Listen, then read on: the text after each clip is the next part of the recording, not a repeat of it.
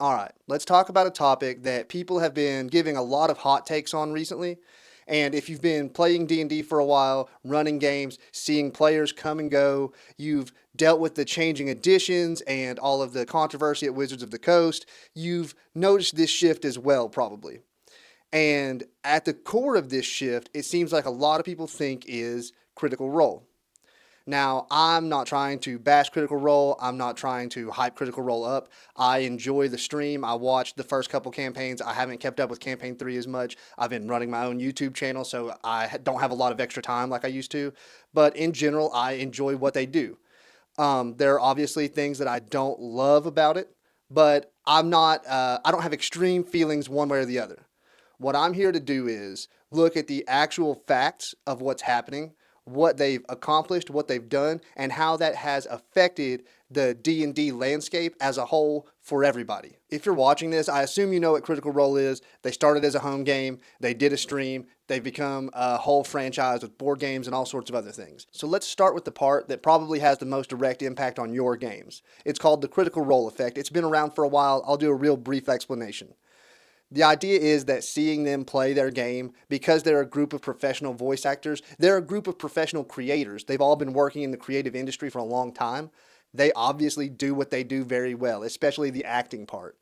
And there's this idea that because people are seeing that, seeing their polished and very skilled acting behavior, that it makes people think that that's how D&D is supposed to be played. Now, there are two ways that I see this. One is the stream, and now there are other stuff, but really the stream has gotten a lot more players involved. It's gotten a lot more interest for D&D. And considering that I loved D&D before that, I have liked seeing new interest, new investments being made, new people being involved, new energy in this thing that I love.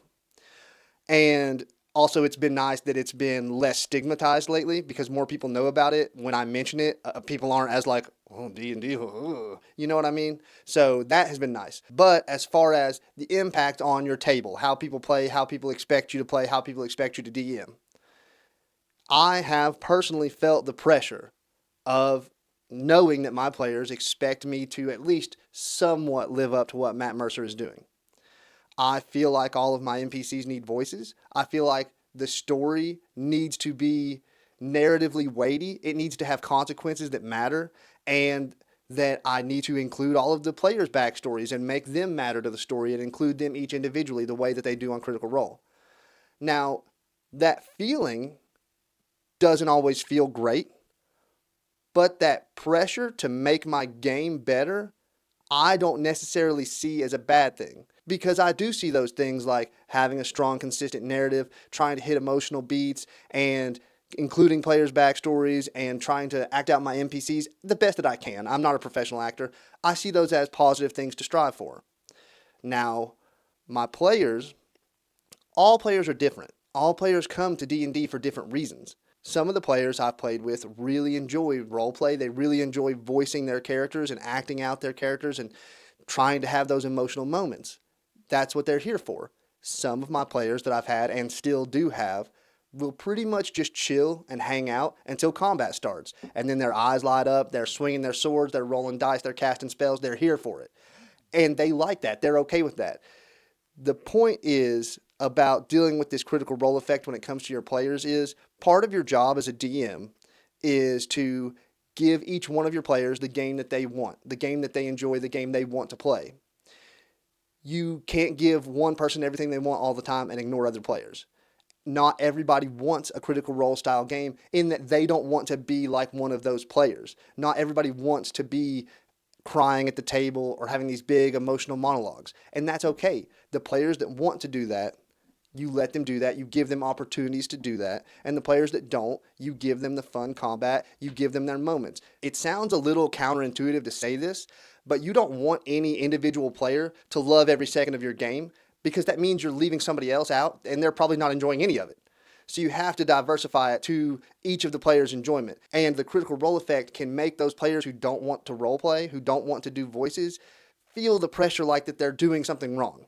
So I like that Critical Role shows one aspect of how D&D can be played at an amazingly high level in that acting area.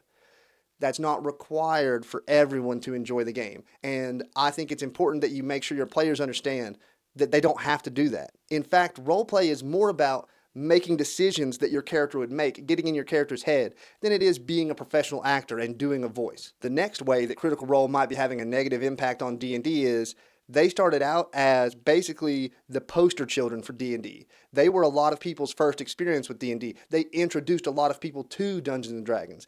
And seeing them play, it's kind of hard to explain what D&D is and how it works to somebody who's never played it. It's like we are all having this shared hallucination and we're gambling with dice. It's a difficult thing to explain. But Critical Role and other podcasts, but Critical Role is obviously the tip of the spear. They showed people what D&D was. So that was cool. But there is a subtler shift that you may not have noticed unless you pay attention to the business side of things. For a while, Critical Role was bringing millions of fans to Dungeons and Dragons, making Wizards of the Coast tons of money.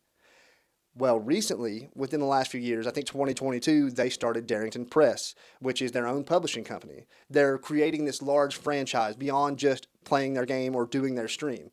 They have the cartoon. Darrington Press has made multiple board games, one that's basically like a competitor for Call of Cthulhu, and most recently, they released Daggerheart, which is a direct competitor to D&D. So they've gone from funneling customers to Dungeons and Dragons to siphoning customers from Dungeons and Dragons. And that could have a negative impact on Wizards of the Coast. Obviously, Hasbro, which is the parent company of Wizards of the Coast, they're a huge company. D&D is just one part of that, but it is a large part. Darrington Press has also recently hired multiple people who used to work for Critical Role, including very important big names like Chris Perkins and Jeremy Crawford, two of the highest level people in WotC for creating Dungeons and Dragons content. I don't think it's necessarily like Darrington Press stole those guys away from WotC. I think it's more like when an NFL team releases a player that still has some good years left because they just have this new idea for what their team could be, and another team snatches them up because they are a good player and it just makes sense to get the best people you can. And those guys do have previous relationships with Critical Role. Chris Perkins was a guest on the Critical Role live stream multiple times, so it just made sense for them to bring people in that have a vast amount of experience in exactly what they want to be doing. I don't think it was like they got one over on WotC by doing that. I think WotC made that, in my opinion, dumb decision to move on from them on their own. But if you've paid attention, Wizards of the Coast, Hasbro hasn't done the best job on their own of running Dungeons & Dragons. They had the OGL scandal where they were trying to limit what people could produce using their content, which they had to go back on because it turns out that D&D fans as a community are fairly smart and aware compared to your average people. D&D, I'm not saying every D&D fan is smarter than every other person, but because of the barrier to entry that you have to read a lot and understand a lot of rules, that on average, we're not the dumbest group of people.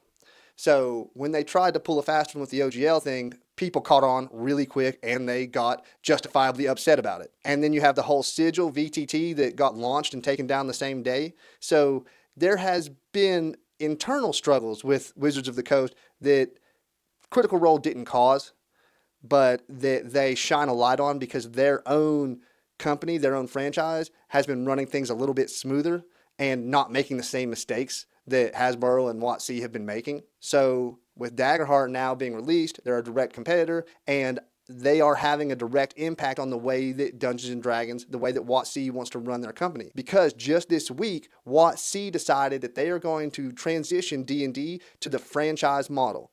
Now, what that means is, instead of it being just a board game, and they had licensing for video games like Baldur's Gate 3, which I think the big success of Baldur's Gate 3 is kind of pushing some of this. They want to take all of the different D&D ventures, the video games, the TV shows, the movies, everything, and put it all under one umbrella. And they put a man in charge named Dan Ayub.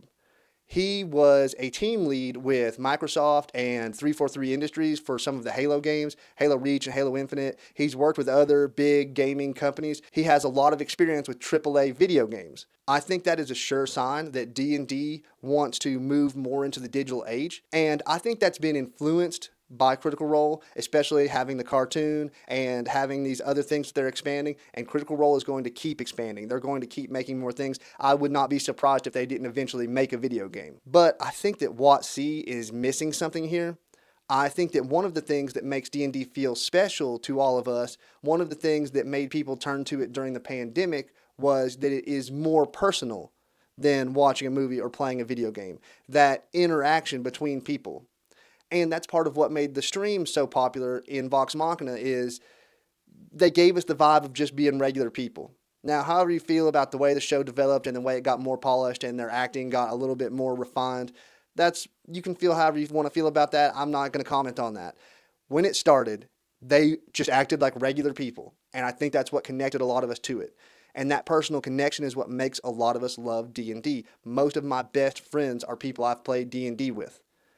So I think that Wizards of the Coast is kind of missing something here when they are continuously trying to push things into the digital age for D&D.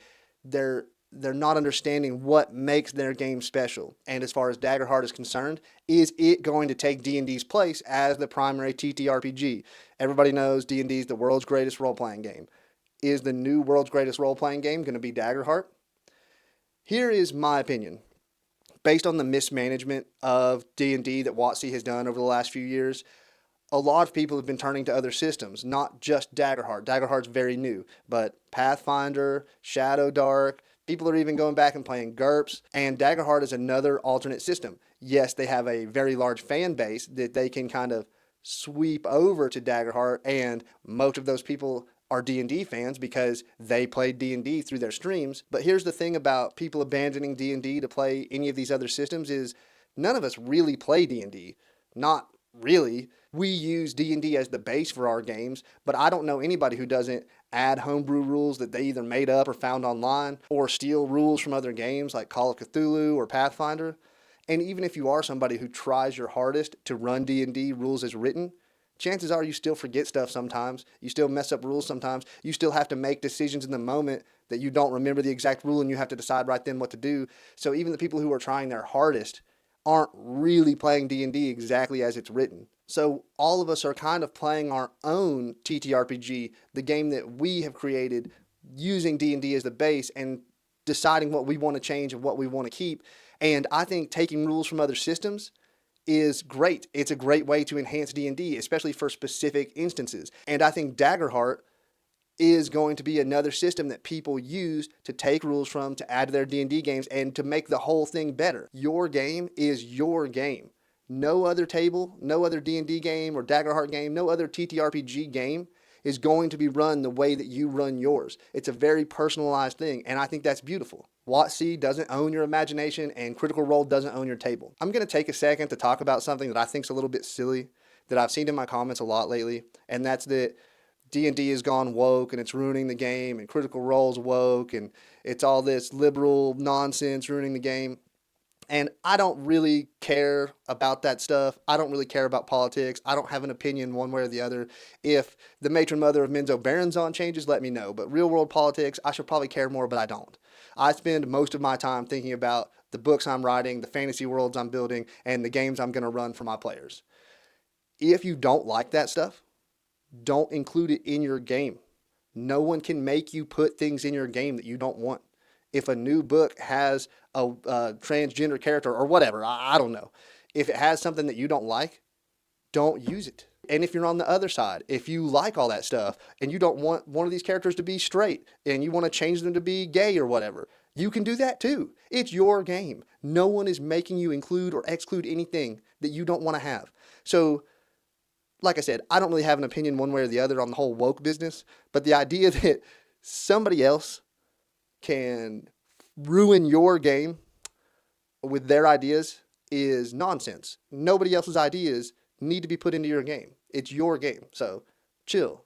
So with that being said, no, Critical Role is not destroying Dungeons and Dragons. They might be costing Hasbro some money by taking customers away from them, but the books exist, the game exists, your tables are your own. The stories you tell are real. And just because you're not streaming to millions of fans like Critical Role is, does not make the stories that you and your friends are telling any less real or any less legitimate than the stories that Critical Role tells. This is a shared creative space, and your art, your game that you and your players make is real. It is art. And nothing anyone does, nothing that WotC does or Critical Role can take that away from you. They can't take it away from us. It belongs to us. If you've made it this far, throw me a like. If you want to keep up with D&D news or campaign walkthroughs or any of the other videos I like to do, feel free to subscribe. If you like my content, you like what I'm doing, you like how I do it, you can support my channel by either buying something from my shop. I got some fun, silly D&D shirts, or you can become a member. Shout out to GL, Sammy J, Jose, Cody, Silent Wraith, and Dan. These videos take a lot of time and effort and money to produce, and your contribution helps out a lot. Here are some other videos I've done that you guys might like. Thanks, guys, and God bless you.